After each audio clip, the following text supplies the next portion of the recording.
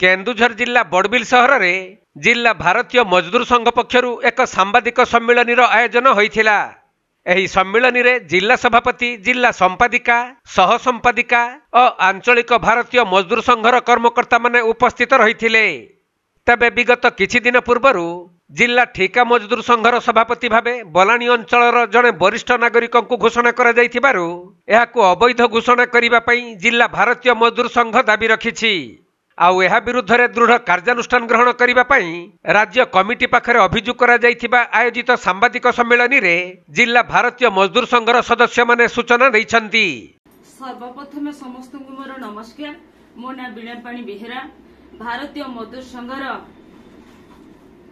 जिला joint secretary अच्छी। जेतेबेले हमर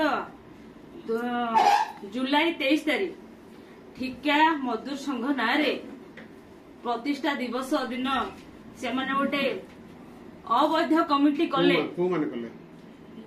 उमाकांत दास आउ किछि लोक नहीं कि प्रतिष्ठा दिवस दिन से गोटे ठिका मजदूर संघ नारे संघरे से मीटिंग करी तांको जिला कमिटी कले।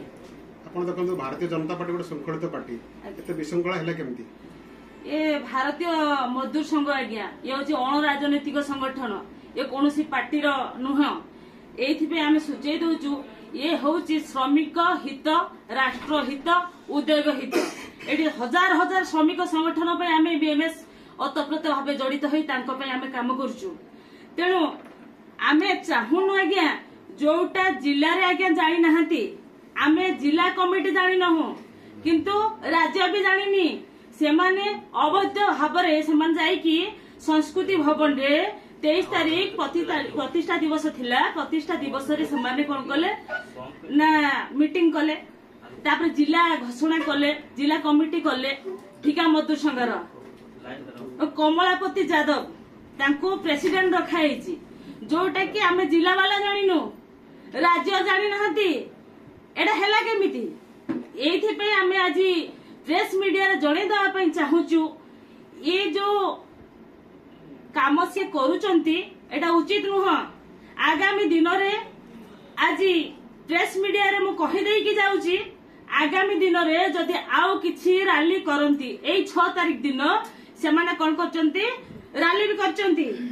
मुख्यमंत्री जिला कार्यालय रे कलेक्टर को दाबी पत्र दैचंती काहे आज्ञा जोठी तांको ए पर्यंत स्वीकृति दिया जाएनी को अधिकार से करिवे काहे लोक को ठकिवे।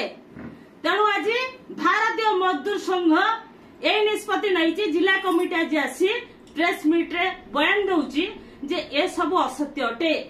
आगामी दिन रे जदि एमिति किछि आ कार्यक्रम करंती तांको नार आमे दृढ़ कार्यानुष्ठान ग्रहण करिवु।